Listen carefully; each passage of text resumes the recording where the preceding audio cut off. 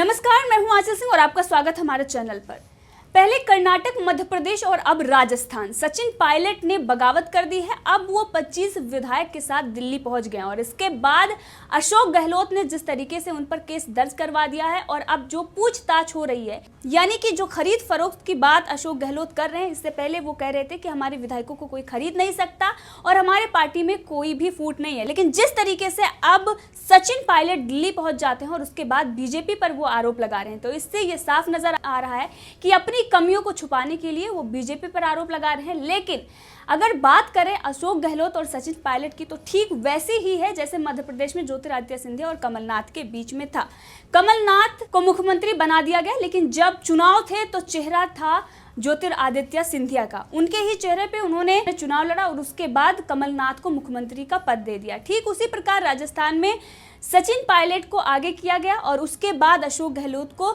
मुख्यमंत्री बना दिया गया, क्योंकि कांग्रेस पार्टी में सबको पता है कि जो चाटुकारिता करता है, जो सोनिया गांधी और राहुल गांधी के कहे अनुसार चलता है और उन जो पार्टी के कुछ ऐसे रूल्स होते हैं, जो उनके समझौते हैं, उसके आधार पर जो उनकी बात मानता है उसी को पद और इज्जत दी जाती है। जैसे कि अधीर रंजन चौधरी का ट्वीट आप देख सकते हैं, जब उन्होंने किया चाइना को, जब उन्होंने बोला और उस वक्त भारत की तारीफ की तो वो ट्वीट डिलीट करवा दिया गया। लेकिन वहीं पर जब उन्होंने सेना पर सवाल उठाए तो शाबाशी दी गई और ठीक उसी तरीके से कांग्रेस काम करती है। तो इसीलिए सचिन पायलट और ज्योतिरादित्य सिंधिया जैसे नेता और तमाम ऐसे नेता हैं जिनमें काबिलियत है, लेकिन उनको आगे नहीं बढ़ाया जाता, बल्कि उन लोगों को बढ़ाया जाता है जो सोनिया गांधी और राहुल गांधी के कहे अनुसार चल सके। इसीलिए अशोक गहलोत को बनाया गया और उसके बाद आप देखिए कि किस तरीके से वो बीजेपी पर आरोप लगा रहे हैं। तो अगर पीछे जाकर देखें तो मध्य प्रदेश और राजस्थान में ठीक उसी तरीके से जब लोकसभा चुनाव में कांग्रेस की राजस्थान और मध्य प्रदेश दोनों जगहों पर कांग्रेस की हार हुई, तो सिंधिया और पायलट ने इनके लिए अपने अपने राज्यों के मुख्यमंत्रियों को दोषी ठहराया और सचिन पायलट ने अशोक गहलोत को। तो ठीक उसी तरीके से जब ज्योतिरादित्य सिंधिया ने बगावत की और अब सचिन पायलट आ गए हैं।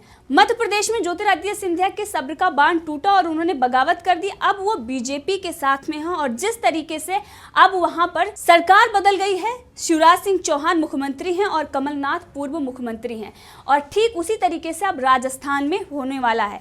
अगर बात करें 2019 जून की, तो राजस्थान में अशोक गहलोत ने लोकसभा चुनाव में जब उनकी बेटे की हार होती है तो उसके बाद वो बयान देते हैं और कहते हैं कि सचिन पायलट को इसकी जिम्मेदारी लेनी चाहिए, यानी कि उन्होंने अपना पल्ला झाड़ लिया और हार का जिम्मेवार उन्होंने सचिन पायलट को ठहराया। तो उसके बाद ही किस तरीके से आपसी मतभेद थे। जुलाई 2019 की बात करें तो अशोक गहलोत ने कहा था कि राजस्थान में सीएम पद के लिए उनके अलावा कोई दूसरा विकल्प नहीं था, यानी कि जब चुनाव लड़ा तो सचिन पायलट का चेहरा दिखाया गया, लेकिन उसके बाद जब मुख्यमंत्री बन जाते हैं उसके बाद वो किस तरीके से बयान देते हैं और ये कहते हैं कि उनके अलावा कोई सीएम पद का उम्मीदवार नहीं था, वो इकलौते इसके काबिल थे। यानी सचिन पायलट को ये दिखाया कि आप मुख्यमंत्री के काबिल नहीं हो और उसके बाद सचिन पायलट को भी ये बात चुभती है, क्योंकि जिस तरीके से जनता में उन्होंने काम किया और सचिन पायलट के ही नाम पर राजस्थान में उन्होंने वोट लिए और उसके बाद अशोक गहलोत को पद दिया और अशोक गहलोत किस तरीके से गुमान में आके सचिन पायलट का जो पद है और उनके कद को चुनौती दे रहे। और अगर अक्टूबर की बात करें 2019 के, तो राजस्थान में कानून व्यवस्था बनाए रखने के लिए 5 डिप्टी सीएम भी हो सकते हैं। ये बयान उप मुख्यमंत्री यानी कि सचिन पायलट ने राजस्थान में दिया था और इससे उन्होंने साफ किया कि किस तरीके से मुख्यमंत्री पद के उम्मीदवार वो हो सकते थे, लेकिन जिसे वो मुख्यमंत्री बनाया गया है वो अच्छे से काम नहीं कर पा रहे हैं और इसी के नतीजन अगर 5 डिप्टी सीएम भी रखे तो यहाँ पर कानून व्यवस्था बनाने के लिए कम पड़ सकते हैं। और अगर बात करें जनवरी 2020 की, तो अस्पताल में जो बच्चों की मौत हुई थी उस मामले में भी सचिन पायलट ने अपने ही सरकार को निशाना साधा था और उन्होंने कहा था कि इससे जिम्मेदारी तय होनी चाहिए, पुरानी सरकारों को हम इसके लिए कोस नहीं सकते हैं। और जिसके बाद अशोक गहलोत और सचिन पायलट, ये कहा जा रहा था कि जल्द ही सचिन पायलट पार्टी का हाथ छोड़ सकते हैं और आज वो दिखाई पड़ रहा है। लेकिन जिस तरीके से बीजेपी पर आरोप लगाए जा रहे हैं, क्योंकि कांग्रेस के नेता पीएल पुनिया ने कांग्रेस में चल रहे घमासान का जिम्मेदार बीजेपी को ठहराया है, इससे ये साफ नजर आ रहा है कि अब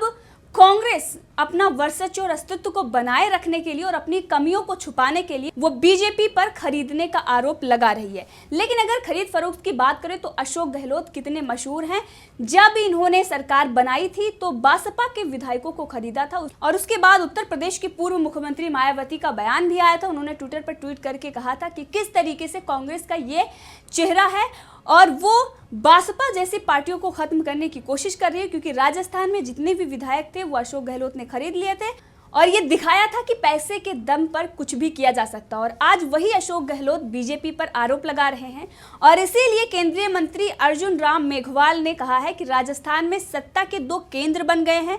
इस वजह से राज्य में कोई काम नहीं हो रहा है। और इस पर बीजेपी भी कह रही है कि ये बीजेपी का इसमें हाथ नहीं है। बीजेपी पर जो आरोप लगाए जा रहे हैं वो बेबुनियाद हैं, क्योंकि इनकी आपसी कला है। और अगर देखें पीछे जाकर तो जैसे कि मैंने आपको बताया कि किस तरीके से अशोक गहलोत और सचिन पायलट के बीच में आपसी कला था और जिसके बाद अब नतीजा ये निकला है कि राजस्थान में कांग्रेस की सरकार गिर रही है। तो राजस्थान के अगर राजनीतिक समीकरण की बात करें तो वहां पर बीजेपी के इस वक्त अगर राजस्थान में बात करें तो 72 विधायक हैं और वहीं पर 3 विधायक हैं जो आरएलपी के हैं और उनको समर्थन दे रहे हैं, यानी कि 75 विधायक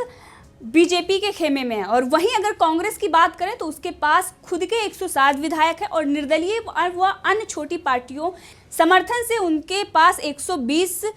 विधायक हैं। यानी कि जो खरीद फरोख्त की बात कर रहे हैं अशोक गहलोत, ये साफ दिखा रहा है कि किस तरीके से उन्होंने छोटी छोटी पार्टियों के विधायकों को खरीद के अपने नंबर बढ़ाए हैं। और वहीं विधानसभा की पूरी स्ट्रेंथ की बात करें तो वो 200 की है, यानी कि बहुमत के लिए 101 सीट चाहिए। और कांग्रेस के पास वक्त अगर बात करें तो 25 विधायक सचिन पायलट के साथ दिल्ली आ चुके हैं। अगर वहीं पर आंकड़ा देखें 75 और 25 का, तो ये साफ नजर आ रहा है कि सरकार राजस्थान में गिर रही है, क्योंकि अभी जो ये विधायक हैं वो 25 सचिन पायलट के साथ आए हैं। लेकिन जिस तरीके से ये कयास लगाए जा रहे हैं कि और कई ऐसे विधायक हैं जो बगावत अभी कर सकते हैं और वो कांग्रेस का दामन छोड़ सकते हैं, तो ये साफ नजर आ रहा है कि किस तरीके से अब राजस्थान के राजनीतिक समीकरण बदल रहा है। और वहीं अगर बात करें कांग्रेस के पार्टी के हालात, तो इस वक्त इस तरीके से हो गए हैं कि कपिल सिब्बल को भी अब सोशल मीडिया के जरिए बताना पड़ रहा है कि किस तरीके से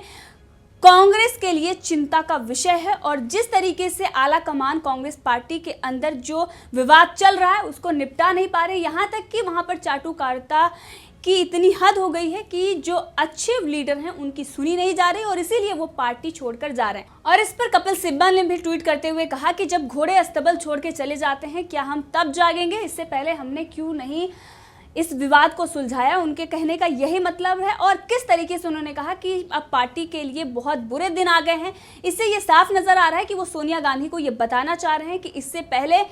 अगर आपने राजस्थान की बात करें, सचिन पायलट को मुख्यमंत्री बनाया गया होता तो ये दिन नहीं आते। और वहीं पर अगर मध्य प्रदेश में ज्योतिरादित्य सिंधिया को उनका सम्मान दिया जाता तो आज मध्य प्रदेश में सरकार नहीं बदलती। और वहीं पर राजस्थान में भी जो दिन आए हैं ये सिर्फ और सिर्फ सोनिया गांधी और राहुल गांधी की जो चाटुकारिता की राजनीति है, जिस तरीके से घटिया और ओछी राजनीति है, उसी का नतीजा है। तो इससे ये साफ नजर आ रहा है कि कांग्रेस में जो अच्छे लोग हैं, यानी कि जिस तरीके से कपिल सिब्बल ने कहा कि घोड़े जब अस्तबल छोड़ के चले जाते हैं तब हम जागते हैं, इससे पहले क्यों नहीं हम जागते। तो इससे ये साफ उन्होंने कह दिया है कि जो घोड़े यानी कि जो विधायक चले गए हैं उनकी बात कर रहे हैं, जो अच्छे लीडर हैं वो पार्टी छोड़कर जा रहे हैं और सिर्फ राहुल गांधी जैसे लोग ही पार्टी में बने रह सकते हैं, क्योंकि उनसे ज्यादा राहुल गांधी को कोई समझ नहीं सकता। और जिस तरीके से इस वक्त कांग्रेस की पूरे देश में किरकिरी हो रही है, जिस तरीके से कांग्रेस की पूरे देश में आलोचना हो रही है, क्योंकि कांग्रेस पार्टी ऐसी है जब पूरा देश सेना और देश के साथ खड़ा होता है तो कांग्रेस वहीं पर दुश्मन के साथ खड़ी होती है। ये हमने पिछले दिनों भी देखा। और आज कांग्रेस के दिन इस तरीके से हो गए हैं कि जिन राज्यों में उनकी सरकार है वो भी धीरे धीरे गिर रही है, क्योंकि इनके जो अच्छे लीडर हैं वो पार्टी छोड़कर जा रहे हैं, क्योंकि पार्टी के हालात इतने गिर चुके हैं। कभी सरदार पटेल हुआ करते थे और आज हार्दिक पटेल जैसे लोगों को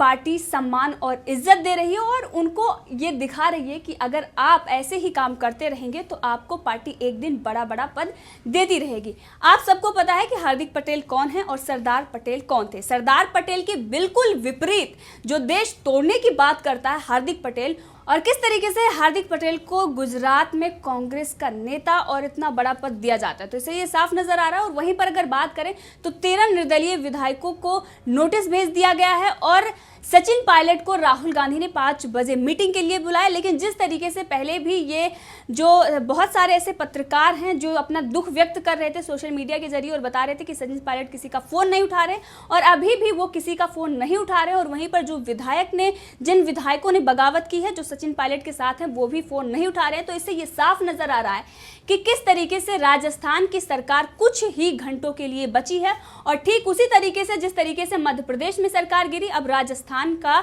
नंबर आ गया है। और यहाँ पर राहुल गांधी को पहले ही अगर वो इस पर बात कर लेते तो आज उनको 5 बजे मीटिंग नहीं बुलानी पड़ती। और जिस तरीके से अब सचिन पायलट फोन नहीं उठा रहे, इससे ये साफ नजर आ रहा है आखिर इसके बीच क्या है। और जिस तरीके से कयास लगाए जा रहे हैं कि ज्योतिरादित्य सिंधिया के राह पर चलते हुए वो बीजेपी का दामन थामेंगे, तो इससे ये भी संकेत साफ हो जा रहे हैं कि अब वो बीजेपी में भी शामिल हो सकते हैं। इस मुद्दे पर आप भी अपनी राय रख सकते हैं, कमेंट करके जरूर बताएं। अगर आपने अभी तक चैनल को सब्सक्राइब नहीं किया है तो कर लें ताकि हर अपडेट आप तक पहुंचती रहे।